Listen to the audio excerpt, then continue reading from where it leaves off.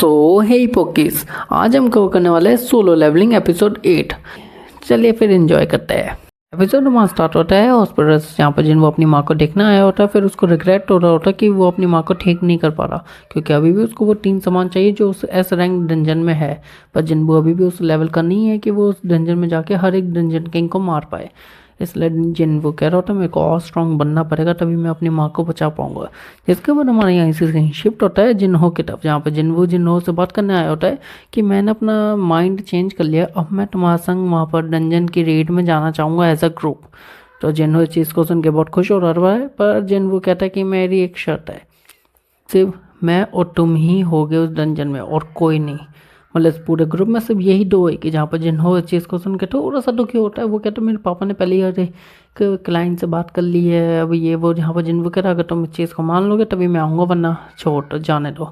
जहाँ पर थोड़ा सोच रहा होता है जिन्हों, फिर वो कहता है ठीक है मैं मान ली ये बात। उसके बाद हमारा सीन शिफ्ट होता है मैं चाह पे जो जॉगिंग कर रही होती है, करने के बाद वो आराम कर रही होती है बेंच पे। तभी उनके पास कोई आ रहा होता है, वो होता है क्लाइंट जो अपना कार्ड दिखाता है। जिस कार्ड पे लिखा होता है वो जिन्हो के फादर का कंपनी से आया है, जहाँ पर वो उनको कार्ड देता है। और यहीं भी हमारा सीन शिफ्ट होता है जिन्हो के फादर पे, जहाँ पर जिन्हो के फादर दोनों ही यहाँ पर बात कर रहे होते हैं। यहाँ पर जिन्हो के फादर कहते हैं मैं इस चीज़ से बहुत तंग आ चुका हूँ, जब से ये डंजन शुरू हुए हैं तब से लेकर अब तक बहुत चीज़ें चेंज हो चुकी है।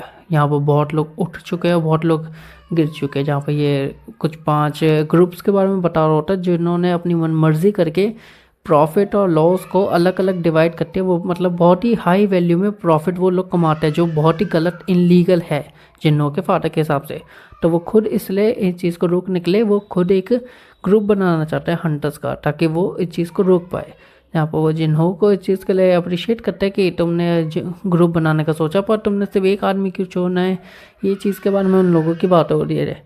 यहाँ पर जिन्हों इस चीज़ को थोड़ा सोच रहा होता है मैं करूँ क्या बोलूँ क्या। यहीं पे हमारा सीन शिफ्ट होता है जिन्हों पे जो जॉगिंग करने के बाद आज का रिवॉर्ड चेक कर रहा होता है, जहाँ पर उसको ज़्यादा कुछ नहीं एक बिंगो मिला होता है।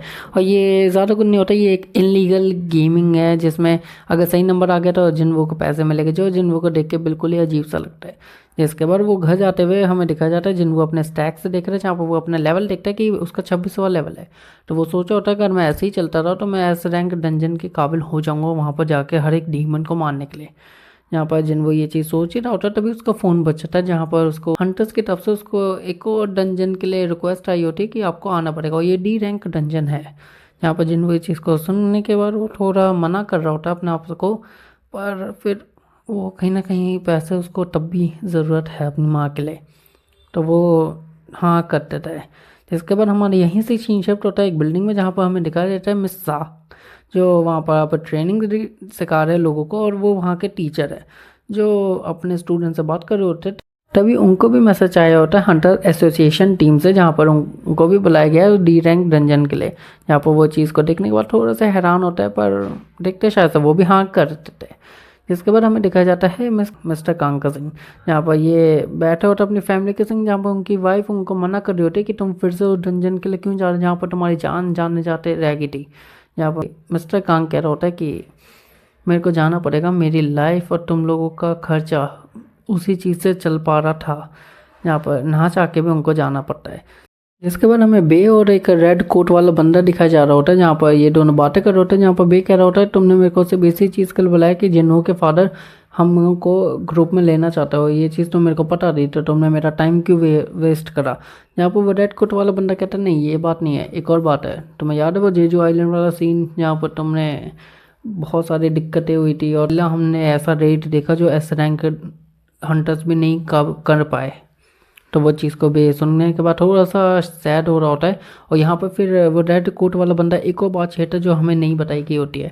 जिसके बाद हमें यहीं से हमें सीन शिफ्ट होता है जूही का, जहाँ पर जूही बात कर रही होती है अपनी माँ से, जहाँ पर उसकी माँ उसको बहुत सारी चीज़ें सुना रही होती है कि तुम वापस आ जाओ, तुम क्यों ऐसी कमज़ोर सी लड़की है, ऐसे डंजनों में इन सारी चीज़ों में फंस गई हो, तुम इससे अच्छा तो घर आ जाओ, तुम इतनी कमज़ोर हो। बहुत गंदा अपनी बेटी के लिए बोल रही होती है, जहाँ पर जूही इस चीज़ को ना सुनते हुए अपनी माँ को सुनाने के बाद वो फ़ोन काट देते हैं, जहाँ पर वह सीधा चले जाती है बाहर। यहाँ पर बाहर जाते हुए हमें दिखाया जाता है जूही को भी हंटर्स एसोसिएशन टीम की तरफ से मैसेज आ गया उस डी रैंक डंजन के लिए, जहाँ पर हमें दिखाया जाता है फिर मिस चा बे के सामने से गुजर रही होती है। गुजरने के बाद फिर वो उसी रेड कोट वाले बंदे से बात करती है, जहाँ पर वो बोल रही होती है कि मेरे को भी जिन्हों के फादर ने अपने इस ग्रुप के लिए, हंटर्स के ग्रुप के लिए बुलाया था।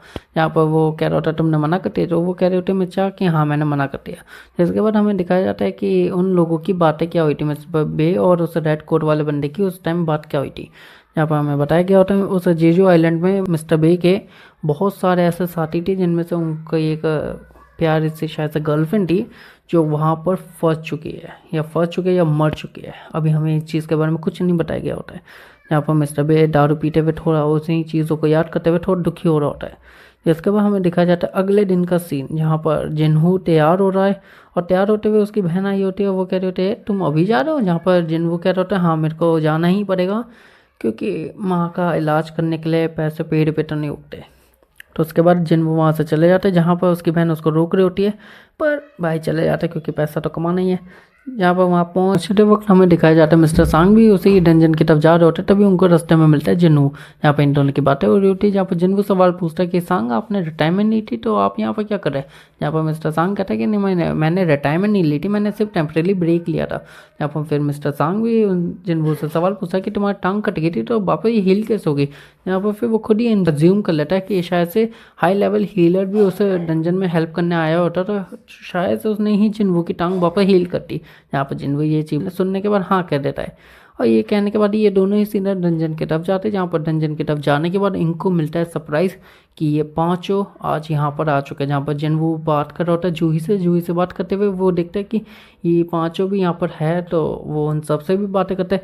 यहाँ पर फिर एक गाड़ी आती है जिसमें से निकलते 3 क्रिमिनल्स, जिनको देखने के बाद सभी लोग हैरान होते हैं कि ये लोग यहाँ पर क्या कर रहे हैं। यहाँ पर फिर हंटर एसोसिएशन टीम की मेंबर बता रही होती है कि ये लोग इसलिए आए हैं क्योंकि अब देश में हंटर्स की कमी हो रही है, इसलिए अब एस रैंक के हंटर्स अब ये डी रैंक डंजन में तो नहीं आएंगे, इसलिए इनको बुलाए ताकि ये लोग हमारी हेल्प करें और इनकी भी सज़ा कम हो पाए। यहाँ पर ये चीज़ सुनने के बाद सभी लोग थोड़ा सा वियर्ड साउंड करते हैं। जहाँ पर हमें बताया गया होता है कि इन लोगों को काबू करने के लिए एक पुलिस वाले को भी भेजा गया है, ताकि अगर इन लोगों ने कोई हरकत करी तो वो पुलिस वाला झट से इन पर एक्शन उठा पाए।